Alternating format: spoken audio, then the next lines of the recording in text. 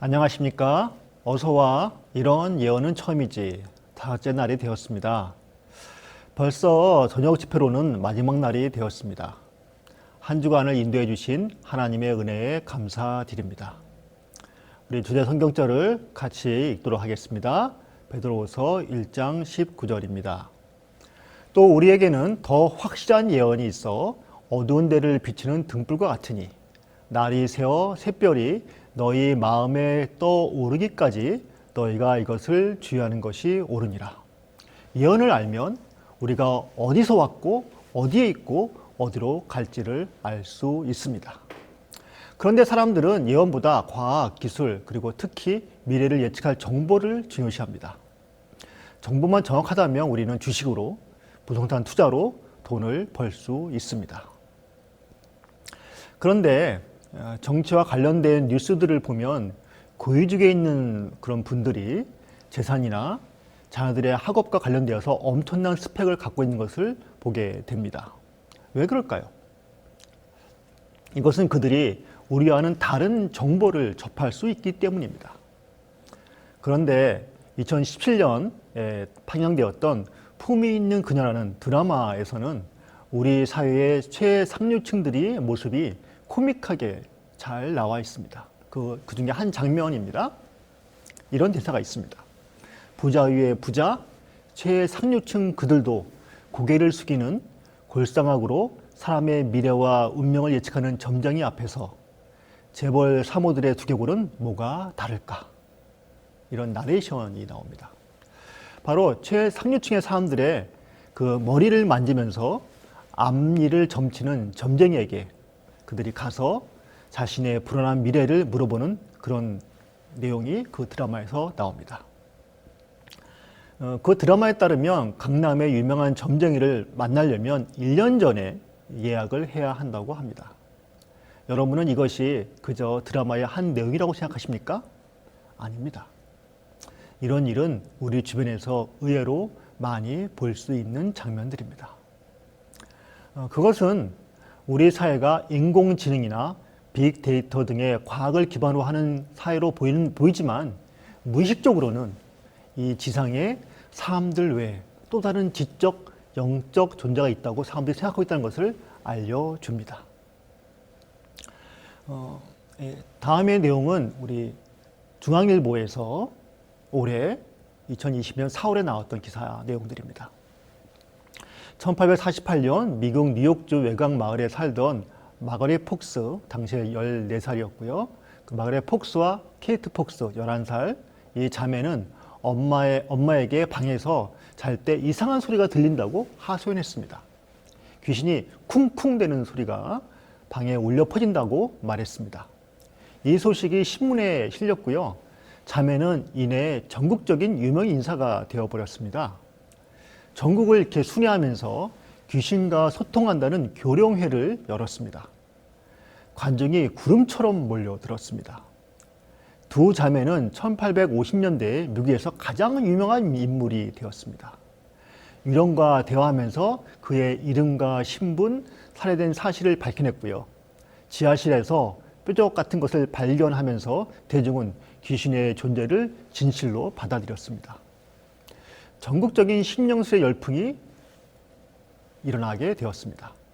자매 유령 체험이 있은 지 5년이 안 돼 신령술은 유럽까지 휩쓸어 버렸습니다. 폭스 자매는 40년이 지난 다음에 말을 뒤집었습니다. 이 모든 것이 조작이었다고 말했습니다. 귀신 혹은 유령 소리라고 하는 것은 자매가 관절을 꺾는 소리라고 사람들 앞에 직접 시연해 보이기도 했습니다. 그런데 이전에 그녀의 말이라면, 귀신이 있다는 말이라면 무조건 믿던 사람들이 그것이 조작이라는 그들의 고백은 받아들이지 않았습니다. 참 이상한 일이었습니다. 1880년대에 이르면 심령술을 믿는 이가 미국과 유럽에만 800만 명이 이를 것으로 추정되었습니다. 줄리아 마네즈, 영국 옥스퍼드대 현대사학과 교수는 그의 책 후기 러시아 제국의 현대적 오컬티즘이라는 책에서 현대의 심령술은 정확히 미국의 10대 소녀 마가릿과 케이트 폭스로부터 시작되었다. 영국뿐 아니라 유럽, 러시아까지 순식간에 퍼졌는데 심령술이 조작된 것이라고 과학자들이 아무리 증명해도 대중들은 심령술을 진실로 믿었다라고 말하고 있습니다. 2020년대 지금은 어떻습니까? 우리가 접하는 드라마나 영화를 한번 머릿속에 생각해 보시기 바랍니다. 좀비나 귀신을 당연시하는 영상물들이 허다합니다. 그런 미디어 세상에서는 산 사람과 귀신이 같은 시공간에서 같이 살고 있습니다. 그러면 사람들은 귀신이라는 존재를 실제하지 않다고 생각하며 재미로 그런 작품을 그냥 보는 것일까요? 다음은 제가 한 불교인이 자신의 홈페이지 게시판에 올린 글입니다. 제가 그걸 봤습니다. 드라마에서 죽은 영을 다루는 내용을 코믹하게 본 일이 있습니다. 우리는 사는 사람들만 존재한다고 믿어서 영에 대한 생각을 하지 않을 수도 있습니다. 영을 다룬 드라마가 현실에서 확인되지는 않지만 사람들은 그러하리라고 생각하고 그것을 부정하지 않습니다. 모두가 공존하는 세상입니다. 그분이 말한, 맨 끝에 말한 모두가 공존하는 세상입니다라는 그 마지막 문구가 요즘 사람들의 생각을 잘 정리해 놓은 것 같습니다. 그 말은 세상에서 산 사람과 귀신이 함께 공존한다는 뜻입니다. 제가 한 대학교에서 성경 수업을 가르칠 때였습니다. 저는 학생들에게 성경이 말하는 하나님이 존재한다고 믿느냐, 생각하냐고 질문해 보았습니다.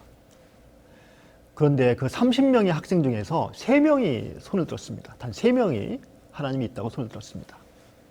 다음에 제가 이 세상에 귀신이라는 존재가 있다고 생각하냐라고 물어보았습니다. 그런데 나머지 27명이 다 손을 들었습니다.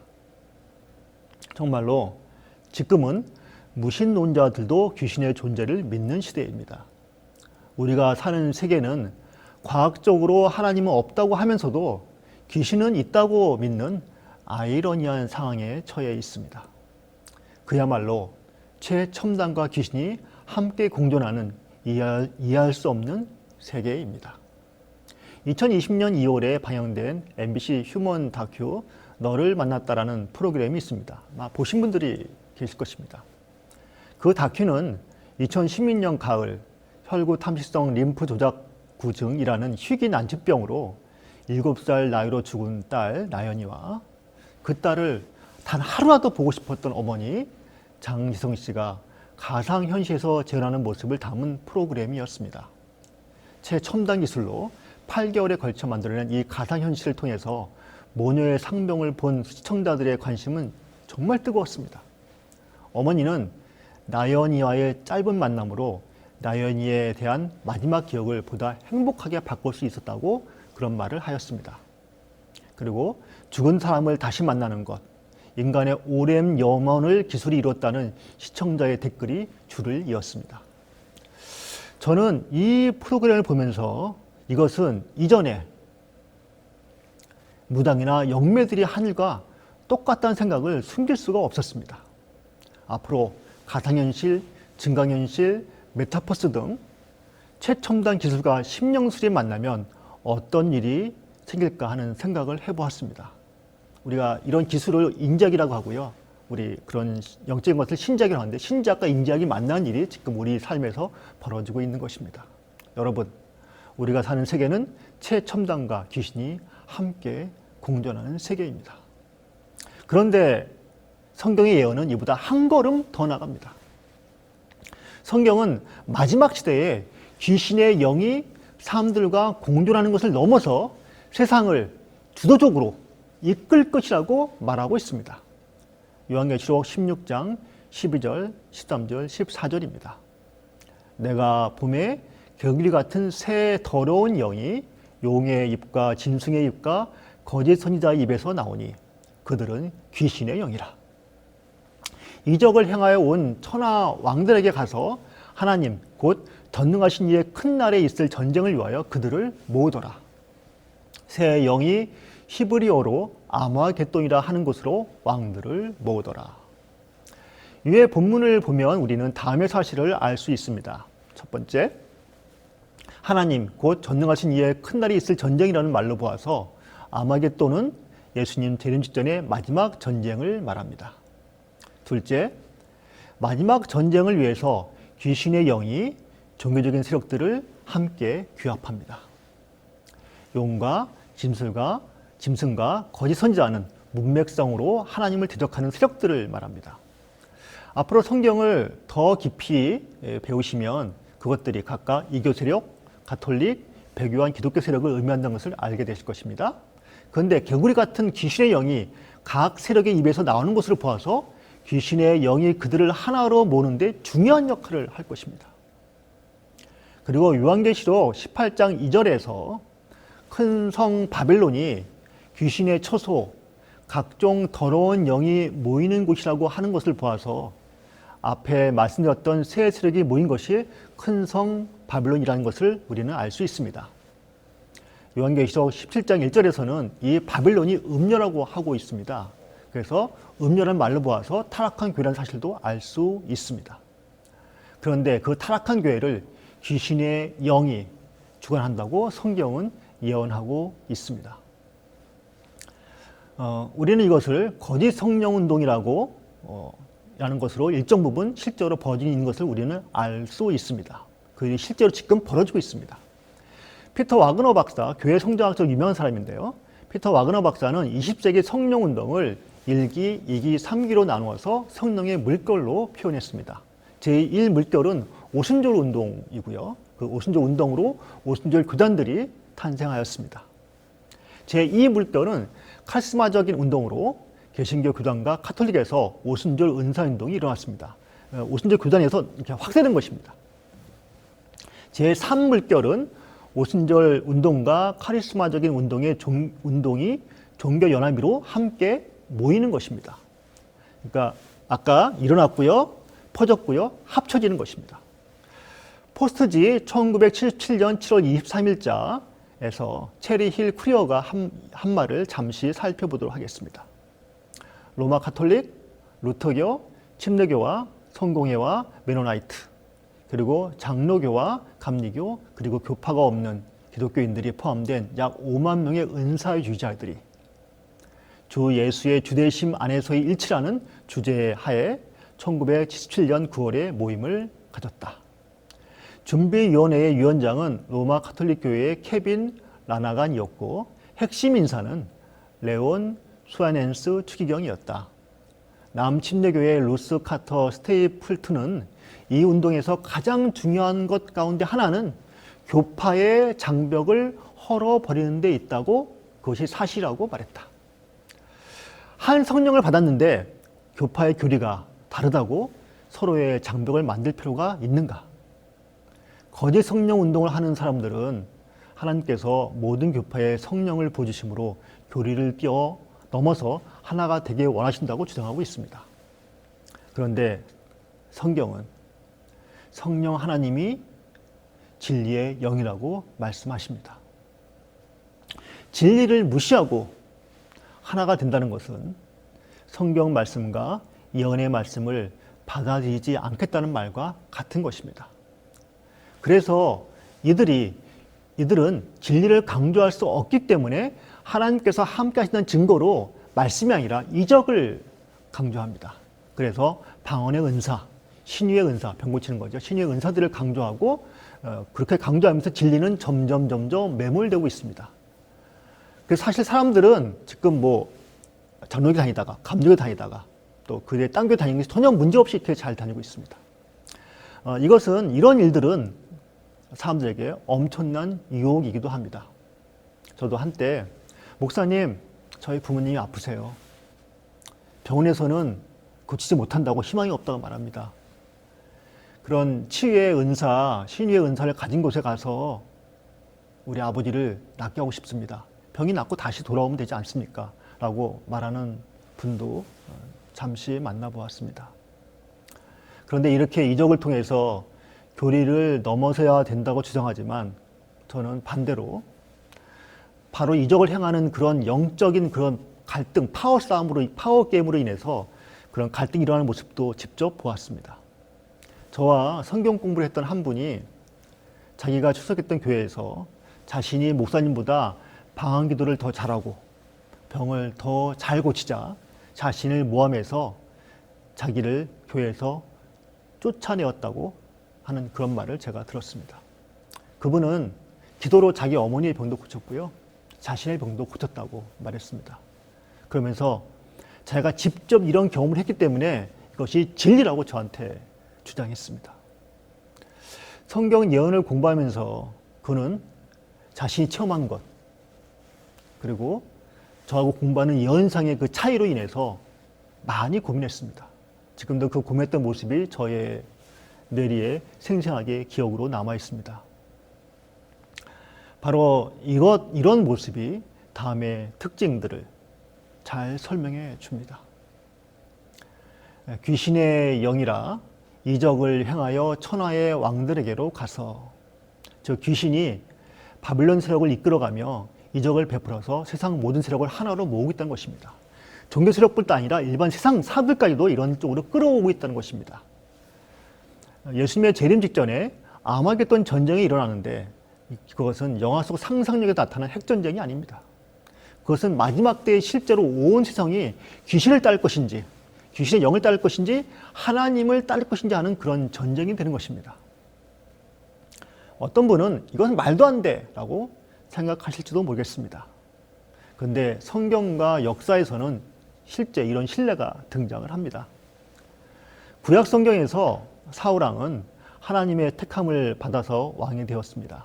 근데 그 뒤에 하나님의 말씀을 따르지 않아서 하나님과의 관계가 끊어지고 말았습니다. 단절되고 말았습니다. 그래서 옆나라, 이웃나라인 블레셋이 침략해 오자 그는 딴 방법으로 하나님을 만나지 못했습니다. 그래서 어찌할 바를 모르고 있다가 엔돌이라는 곳에 가서 무당을 만나게 됩니다. 그리고 그 무당을 통해서, 영매를 통해서 죽은 사무엘을 만납니다. 사무엘상 28장 13절 14절입니다. 내가 무엇을 보았느냐 하니 여인이 사울에게 이르되 내가 영이 땅에서 올라오는 것을 보았나이다 하는지라. 사울이 그가 사무엘인 줄 알고 그의 얼굴을 땅에 대고 절하니라. 16절입니다. 사무엘이 이르되 여호와께서 너를 떠나 내 대적이 되셨거늘 내가 어찌하여 내게 묻느냐. 낙심한 그는 결국 전쟁에 나가서 무기력하게 패하여 전사하고 맙니다. 이 사무엘은 가짜가 분명합니다. 진짜였다면 그는 땅에서 올라오지 않았을 것입니다. 또 귀신을 섬기는 무당을 통해서 나타나지 않았을 것입니다. 그리고 사울에게 낙심의 말을 하기보다는 마지막까지 하나님께 회개하라는 말을 하였을 것입니다. 그는 거짓 사무엘이었고 귀신인 사탄이 사무엘을 흉내내어 나타난 것이었습니다. 한때 하나님의 택하신 왕이었던 사울이 하나님께 불순종함으로 진리에서 떠났습니다. 그래서 그는 하나님이 정상적인 통로로 응답하지 않자 무당에게 가서 귀신을 찾아가 자신의 미래를 물어보았습니다. 그리고 귀신이 사무엘의 모습으로 직접 나타나 기적을 보이자, 그리고 자기의 미래를 예언하자 미혹당해 버렸습니다. 지금 현재의 기독교의 모습과 너무 유사하지 않습니까? 이런 모습은 기독교를 떠나서 세상 역사에서도 실제로 확인할 수 있습니다. 러시아에 라스푸틴이라는 사람이 있었습니다. 러시아 제국대의 사람입니다. 그는 성적인 희열 속에서 성령을 체험할 수 있다는 사이비 사상에 심취한 그런 수도사였습니다.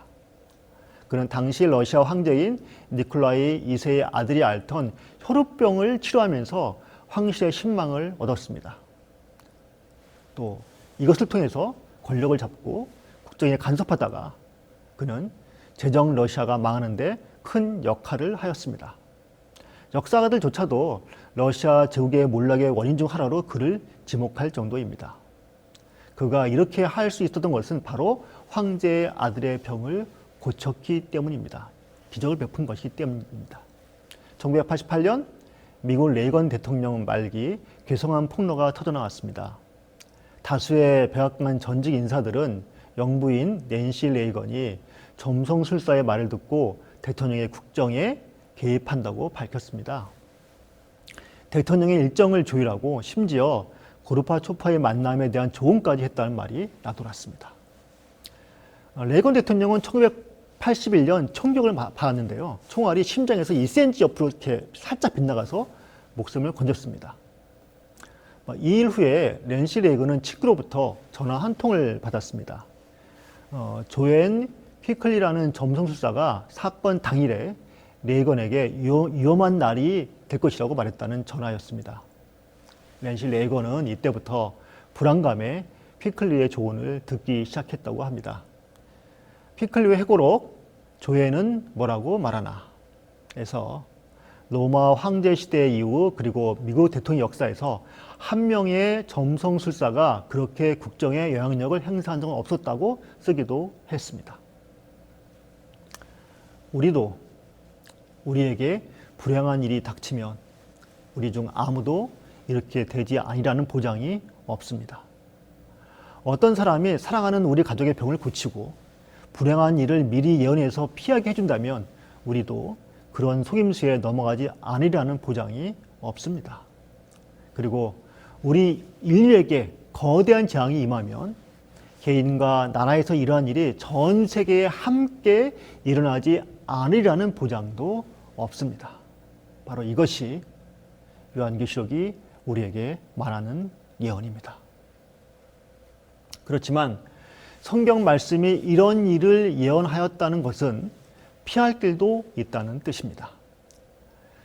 우리가 앞서 살펴보았듯이 하나님은 거짓 선지자와 거짓 예언에 속지 않도록 천국 복음의 말씀을 주셨고요. 예언을 올바르게 이해할 수 있도록 해주셨습니다. 이것을 위해 우리는 먼저 귀신의 정체를 올바로 알아야만 할 것입니다. 사람들은 일반적으로 귀신을 죽은 자의 영혼이라고 생각합니다. 제가 젊었을 적에 귀신 들렸던 한 분을 만났습니다. 그분은 죽은 삼촌이 자신에게 빙의했다고 말했습니다. 자기가 귀신 들렸을 때 실제로 자기의 음성이 삼촌의 음성으로 변했고요. 삼촌이 아니면 알 수 없던 일을 그가 말했습니다.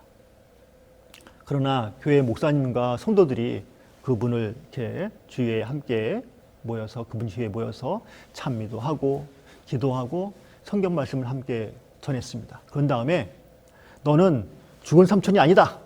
너는 사탄 마귀니까 이 사람이 떠나가라!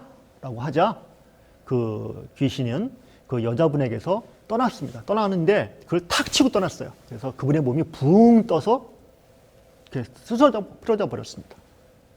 그리고 그분은 그 중간에 자신이 귀신이었던 일들을 기억하지 못했습니다. 그 뒤에 이제 여러 사람의 말을 듣고서 이제 확인하게 된 것이죠. 성경은 분명하게 말합니다. 성경은 죽은 자는 아무것도 모른다고 말합니다. 전도서 9장 5절입니다. 산 자들은 죽을 줄을 알되 죽은 자들은 아무것도 모르며. 사람들은 몸은 죽되 영혼은 죽지 않는다고 말합니다.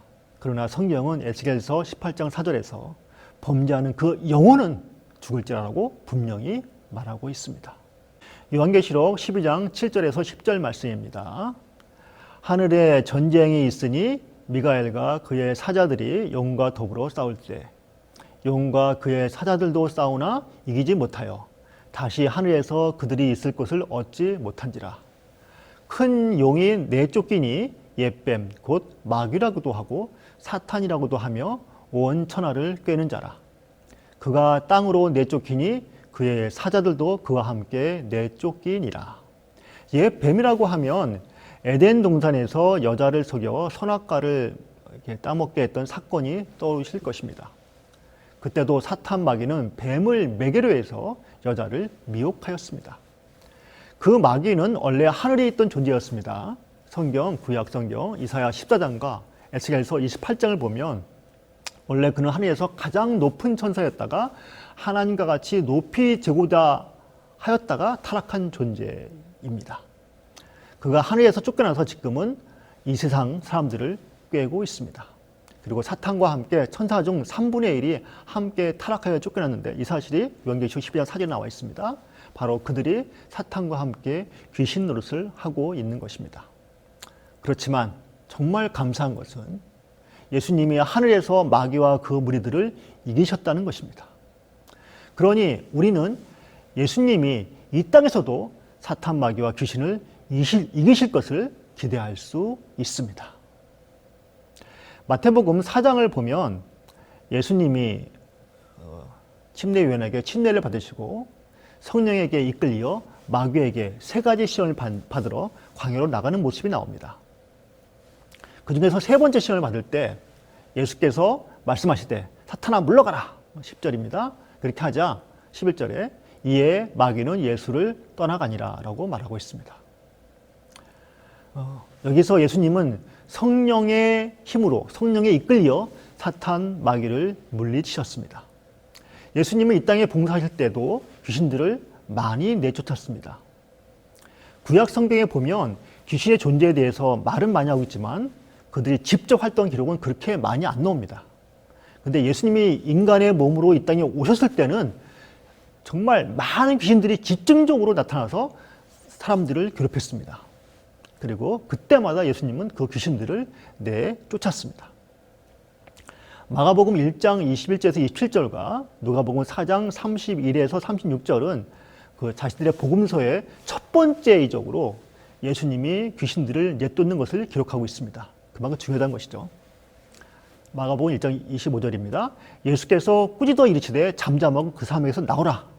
그러자 25절 이어집니다. 더러운 귀신이 그 사람에게서 경련을 일으키고 큰 소리를 지르며 나오더라. 예수님의 제자들도 주님에게서 권세를 받아서 귀신들을 내쫓았습니다. 사도 바울이 그리스 빌립보에 이르렀을 때 일입니다. 점치는 귀신 들린 여종이 바울을 여러 날 괴롭혔습니다. 그러자 성경 말씀입니다. 읽겠습니다. 사도행전 16장 18절입니다. 바울이 그 귀신에게 이르되 예수 그리스도의 이름으로 내가 네게 명하노니 그에게서 나오라 하니 귀신이 즉시 나오니라. 마지막 시대에도 이런 일이 반복될 것입니다. 귀신의 영이 이적을 행하며 온 세상의 사람들을 아마겟돈으로 모을 것입니다. 그러나 예수님이 다시 오셔서 그를 결박할 것입니다. 용을 잡으니 곧 옛뱀이요 마귀요 사탄이라. 잡아서 1000년 동안 결박하여 무저갱에 던져 넣어 잠그고 그 위에 임봉하여 1000년이 차도록 다시는 만국을 미혹하지 못하게 하였는데 그 위에 반드시 잠깐 노일이라. 예수님이 재림하셔서 그를 잡아다가 1000년 동안 가둔다는 그런 말씀입니다. 하나님이 승리하신 내용이죠. 그는 그 1000년 기간 동안에 심판을 받게 됩니다. 그리고 그의 잘못이 온 우주에 공개되어 버립니다. 요한계시록 20장 6절입니다. 하나님과 그리스도의 제사장이 되어 1000년 동안 그리스도와 더불어 왕노릇하리라. 우리의 모습입니다. 하나님의 성도들은 그리스도와 더불어 1000년 동안 온 우주 앞에 그가 참수한 것이 거짓인 것을 드러낼 것입니다. 그런 후에 사탄 마귀는 그의 사자들과 함께 모든 죄의 근원으로서 둘째 사망이라고 하죠. 즉 영원한 사망을 받게 될 것입니다. 그 얘기가 요한계시록 20장 14절에 나와 있습니다. 예수님은 승리하실 것입니다. 사탄은 그의 거짓이 온 우주에 폭로되고 영원히 소멸돼 버릴 것입니다. 예수님은 마지막 시대의 사람들이 사탄, 마귀의 귀신들의 미혹에 넘어가 그들과 함께 멸망당하기를 원하지 않으십니다. 사탄을 물리치신 분이 그런 걸 원하지 않으시겠죠. 그래서 우리에게 진리와 거짓을 구별할 수 있는 기별을 전해주셨습니다. 요한계시록 18장 1절입니다. 2일 후에 다른 천사가 하늘에서 내려오는 것을 보니 큰 권세를 가졌는데 그의 영광으로 땅이 환하여지더라. 온 세상이 영광으로 환해집니다. 우리는 비치는 그 빛 속에서 속을 필요가 없습니다. 1절에 등장한 천사는 2절과 3절에서 귀신의 처소이고 각종 더러운 영이 모이는 곳이고 땅의 왕들과 땅의 상인들이 음행한 바벨론의 세력이 이미 무너졌다고 2번이나 외치고 있습니다. 이 천사는 마지막 시대의 기별을 가진 남은 교회를 상징하는 그런 존재입니다. 그리고 요한계시록 12장 17절에서 남은 교회는 사탄의 세력과 싸우기 위해서 몇 가지 틀을 가지고 있음을 어제 앞서 우리가 살펴보았습니다. 다시 읽어보겠습니다. 그 여자의 남은 자손 곧 하나님의 계명을 지키며 예수의 증거를 다른 자들과 더불어 싸우려고 바다 모래 위에 서 있더라. 그 남은 자손은 용과 더불어 싸울 뿐 아니라 요한계시록 13장 11절에 어린 양과 같은데 용처럼 많은 짐승과도 싸워야 합니다. 그리고 그 짐승을 요한계시록은 어제 살펴보았듯이 3번이나 거짓 선지자라고 말하고 있습니다. 그리고 그 거짓 선지자 입에 있는 것은 개구리 같은 귀신의 영이라고 이렇게 말하고 있습니다. 또 어린 양 대신 예수님께서는 어린 양 같은 짐승에게 속아 넘어가지 않도록 우리에게 예수의 증거를 주셨습니다. 그리고 그 예수의 증거는 귀신의 영과 대립되는 예언의 영이었습니다. 그리고 그 예언의 영은 참 선지자와 밀접한 관련이 있습니다. 요한계시록 19장 10절과 22장 6절을 주목해서 이 사실을 살펴보도록 하겠습니다. 첫 번째 말씀입니다. 내가 그 발 아래 엎드려 경배하려 하니 그가 나에게 말하기를 나는 너와 및 예수의 증언을 받은 내 형제들과 같이 된 종이니 삼가 그리하지 말고 오직 하나님께 경배하라. 예수의 증언은 예언의 영이라 하더라. 그 다음 구절입니다. 또 그가 내게 말하기를 이 말은 신실하고 참된지라 주 곧 선지자들의 영의 하나님이 그의 종들에게 반드시 속히 될 일을 보이려고 그의 천사들을 보내셨도다.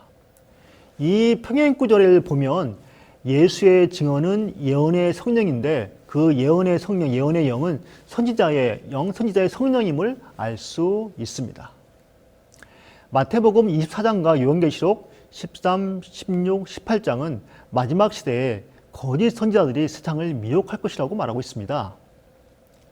이들에게 미혹당하지 않고 길이요, 진리요, 생명이신 어린 양 예수님의 인도하심을 잘 따라갈 수 있도록 하나님께서는 선지자를 통해서 예언의 말씀을 우리 시대에 주셨다고 말씀하고 계십니다. 정리하면 마지막 시대에 거짓 선지자들이 있는 것처럼 참 선지자도 실제로 있다는 말씀입니다. 성경은, 신약성경은 교회에 성령의 은사, 선지자의 은사, 예언의 은사가 있다고 말하고 있습니다. 에베소서 4장 11절입니다. 그가 어떤 사람은 사도로, 어떤 사람은 선지자로, 어떤 사람은 복음 전하는 자로, 어떤 사람은 목사, 교사로 삼으셨으니. 고린도전서 12장 10절입니다. 어떤 사람에게는 능력 행함을, 어떤 사람에게는 예언함을 주시나니. 그리고 이 선지자와 예언의 은사가 성경에서는 그쳤다고 말하고 있지 않습니다. 오히려 마지막 시대에 거짓 선지자가 세상을 미혹한다면 이 마지막 시대에 참 선지자가 와서 성경의 예언을 올바로 가르쳐 주므로 사탄의 미혹에 당하지 않게 하는 것이 이치에 맞지 않겠습니까? 그래서 하나님께서는 남은 교회의 탄생과 함께 선지자를 이 교회에 허락해 주셨습니다. 엘렌 G. 화이트는 하나님께서 주신 말씀을 많은 책에 기록해 두었습니다. 그는 사탄의 정체를 폭로하고 하나님의 인도하심을 잘 말해주는 책들을 많이 저술했는데 그 중에서도 창조부터 새천조까지 죄의 시작부터 죄의 끝까지 성경 요소를 풀어놓은 디링트 시리즈라는 책이 있습니다. 일독하시면 머릿속에 있는 수많은 그 고민과 문제들이 실타래가 풀어지듯이 한꺼번에 풀어지는 그런 경험을 하게 될 것입니다. 저도 이 시리즈를 여러 번 읽어가면서 성경에서 나왔던 질문들이 일목요연하게 해결되는 경험을 개인적으로 또 하였습니다. 어떤 분들은 야, 이 현대 과학기술 시대에 무슨 선지자가 있어. 안실교회 사람들이 사이비라고 하는 이유가 있네 라고 말할지도 모르겠습니다. 제가 만난 한 분이 있습니다. 그분은 성경 공부를 하면서 이렇게 꼬치꼬치 캐묻는 그런 분이었습니다.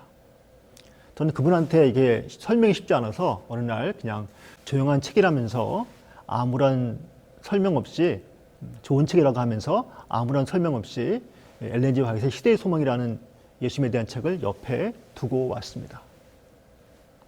얼마 뒤에 그분은 예수님의 생애에 대해서 이렇게 영감 있는 그런 책을 본 적이 없다며 이 책의 저자 엘렌 G. 화이트이 누구냐고 꼭 이분은 이 내용을 보면 예수님이 하신 일을 옆에서 보고 적은 것 같다 이런 말을 하였습니다. 그리고 그분은 주님 앞에 진리 안에서 자원해서 스스로 하나님을 예수님을 개인의 구주로 고백하였습니다.